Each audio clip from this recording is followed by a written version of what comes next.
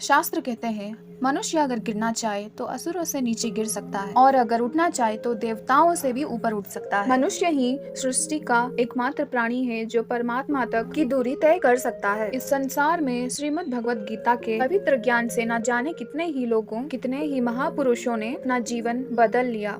अगर आप सोचते हैं कि भगवत गीता में सिर्फ यह लिखा है कि भगवान की पूजा कैसे करते हैं, तो आप बिल्कुल गलत हैं, क्योंकि भगवत गीता एक किताब या धार्मिक ग्रंथ मात्र नहीं है। इसमें वो पवित्र ज्ञान है जो इस पृथ्वी पर जितने भी लोग जन्म लेकर आते हैं उनको यह सिखाता है कि यह जीवन का असली मकसद क्या है, वास्तव में जीवन कैसे जिया जाता है, मनुष्य कैसे जीवन के हर एक क्षेत्र में सफल होकर खुशी और आनंद को प्राप्त कर सकता है। साथियों, मैं पूरा प्रयास करूंगी बहुत ही आसान और सरल शब्द में आप तक ये पवित्र ज्ञान को पहुंचा, और मैं आपको बताऊंगी कि कैसे विभिन्न अध्यायों से मिलने वाली सीख को अपने जीवन में वर्तमान समय के अनुसार उतार सकते हैं। भगवत गीता के ज्ञान ने एक दुखी और मन से हारे हुए, धनुष नीचे गिरा देने वाले अर्जुन को महाभारत के महान युद्ध का सर्वश्रेष्ठ योद्धा और विजेता बना दिया। अगर आप भी अपने जीवन में किसी मकसद को लेके आगे बढ़ रहे हैं तो मेरा यकीन मानिए कि आप भी अपने जिंदगी के मैदान में जंग के मैदान के अर्जुन हो,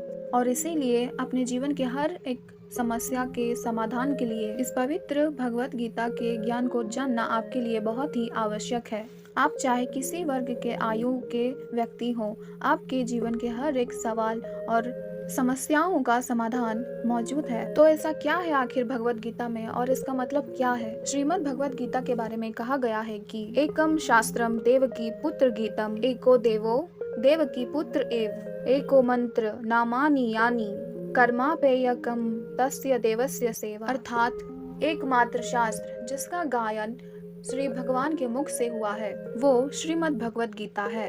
जब महाभारत के रण के मध्य में धनुर्धार अर्जुन युद्ध के लिए घबरा गए तो भगवान श्री कृष्ण ने अपने श्रीमुख से जिस शास्त्र का गायन किया, जिस गीत का गायन किया, वो श्रीमद् भगवत गीता है। श्रीमद् भगवत गीता का जितना भी अध्ययन किया जाए, जितना भी समझा जाए, इससे जितनी बार भी पढ़ा और सुना जाता है उतना ही कम है। कुछ नया जानने को या नया सीखने को जरूर मिलता है। इसलिए आपको शांति से बैठकर आंखें बंद करके इस वीडियो की पूरी बातों को जब तक समझ में ना आ जाए तब तक बार बार सुनकर अपने मस्तिष्क में बिठा लेना चाहिए। आज हम श्रीमद् भगवत गीता के प्रथम अध्याय का अध्ययन करेंगे, जिससे आपको यह सीखने को मिलेगा कौन सी पहली चीज है जो आपको आपके जीवन में आगे बढ़ने से रोकती है। भले ही आप में बहुत ही ज्ञान हो, काबिलियत हो, लेकिन उस एक चीज की वजह से सही निर्णय नहीं ले पाते हैं और अपने काम में सफल नहीं हो पाते हैं। तो आइए शुरू करते हैं श्रीमद् भगवत गीता का प्रथम अध्याय।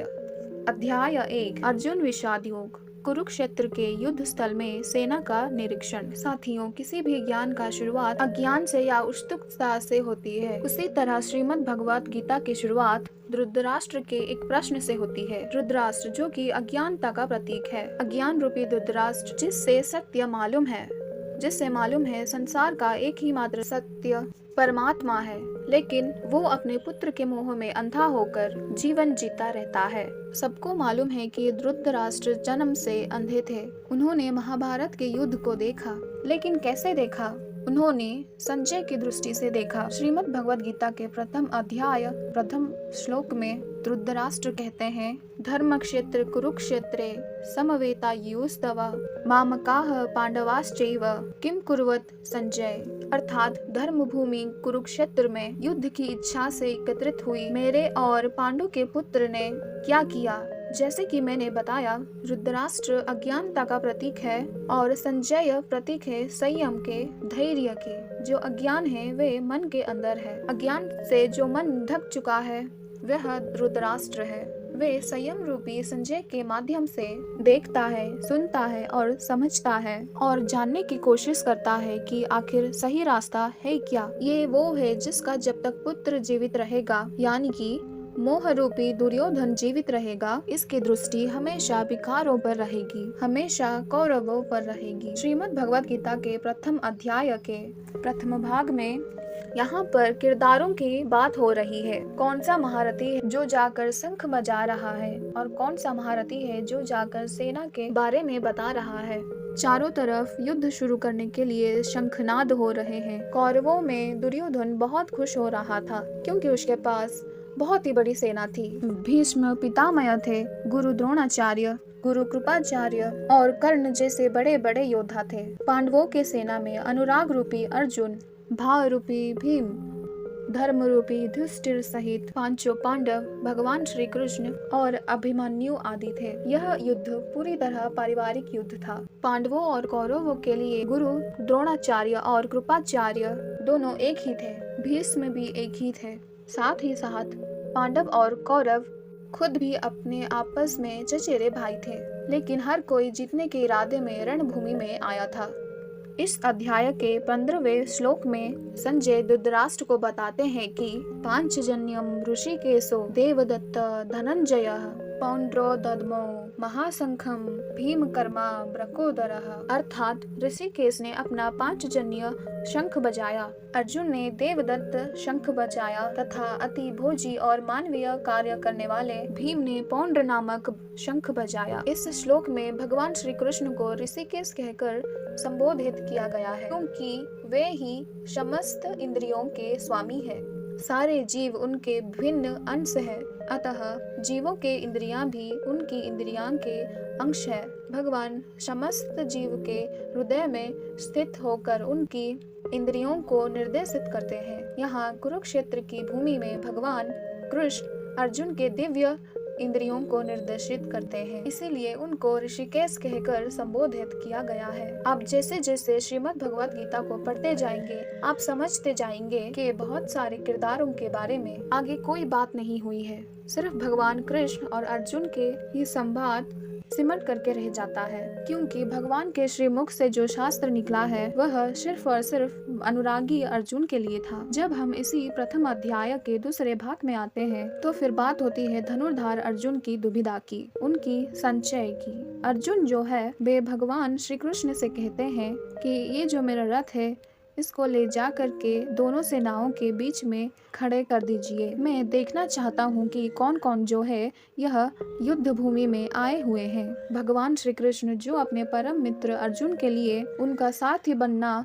स्वीकार करके अर्जुन के लिए सारथी के रूप में रथ पर स्थित है, वे अर्जुन के आज्ञा के अनुसार को लेकर दोनों सेनाओं के बीच खड़े कर लेते हैं। अर्जुन देखते हैं कि दोनों तरफ जो है वो अपने हैं, कोई काका है, कोई मामा है, कोई भाई बंधु है। अर्जुन ने युद्ध के मैदान में जहाँ भी देखा उन्हें अपने ही नजर आ रहे थे। यह देखकर अर्जुन बहुत ही व्याकुल हो जाते हैं, उनके हाथ से उनका धनुवाण गिर जाता है। समझ में नहीं आता यह कैसा युद्ध है, दोनों तरफ अपने ही खड़े हैं। अर्जुन को भी भ्रम हो जाता है। वे भगवान श्री कृष्ण से कहते हैं कि मैं खड़ा नहीं हो पा रहा हूँ, मैं समर्थ नहीं हूँ, मैं आगे नहीं देख पा रहा हूँ। अर्जुन ने श्री कृष्ण को अपना ही सिर्फ एक मित्र माना है, पर आगे जाकर श्री कृष्ण का विशाल अवतार देखना पड़ता है।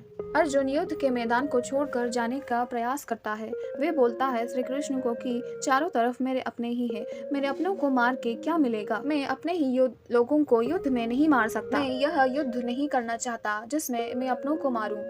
तो भगवान श्री कृष्ण ऐसा क्या देने वाले हैं जो अर्जुन मान जाएंगे यह युद्ध करने के लिए। अर्जुन निराश होकर जाके रथ के पीछे बैठ जाते हैं। उनको यह मालूम नहीं था जो श्री कृष्ण वे स्वयं भगवान हैं। जब अर्जुन को पता चलता है तो वे गिड़गिड़ाने लगते हैं और क्षमा मांगने लगते हैं। अर्जुन युद्ध नहीं करना चाहते थे, पर भगवान श्री कृष्ण ने उनके मन के सारे प्रश्नों के उत्तर दिए। तो दोस्तों, गीता के प्रथम अध्याय से हमको यह सीख मिलते हैं कि वास्तविकता हमारे सोच से अलग होती है। हमें नहीं पता होता है कि जब हम कोई काम करने के लिए जा रहे होते हैं तो वहाँ पर क्या हो सकता है। जब हम किसी बुरी चीज का सामना करते हैं तो हम घबरा जाते हैं, संयम खो बैठते हैं। घबरा जाने के बाद हम हमारा ही असली रूप भूल जाते हैं। इसी तरह हमारे शरीर में और मन में अच्छाई और बुराई का युद्ध निरंतर चलता रहता है। इसीलिए श्रीमद् भगवत गीता के शरण में जाने का मौका मिलता है। श्रीमद् भगवत गीता को समझकर जो पाप है हम पीछे छोड़ के जो पुण्य है उसके साथ आगे बढ़ने लगते हैं। जब हम श्री कृष्ण के दिखाए हुए मार्ग पर चलते हैं तो हम सफल जरूर होते हैं, लेकिन अगर हम पाप के रास्ता ना छोड़ के अहंकार गुस्सा को साथ लेके चलते हैं तो अपने ही शरीर और अपने ही मन को हानि पहुंचाते हैं। जीवन में हमको हमारा कार्य करने के लिए जो हमें रोकता है वो है हमारा मोह। जैसे कि आप सुबह जल्दी उठ सकते हैं, लेकिन आपको नींद और आलस का मोह होता है। आप अपने लक्ष्य को हासिल करने के लिए कठोर मेहनत कर सकते हैं, लेकिन आपको आराम से मोह होता है। अगर जिंदगी में सफल होना है तो मोह को त्यागना आना चाहिए। उम्मीद है कि आपको श्रीमद् भगवद गीता के प्रथम अध्याय में कुछ सीखने को मिला होगा। आप जो भी सीखें वो कमेंट बॉक्स में बताएं। अगर इस वीडियो में कोई भी गलती हुई हो मैं क्षमा प्रार्थी हूँ। मिलते हैं नए अध्यायों के साथ, तब तक के लिए स्वस्थ और खुश रहें। जय श्री कृष्ण।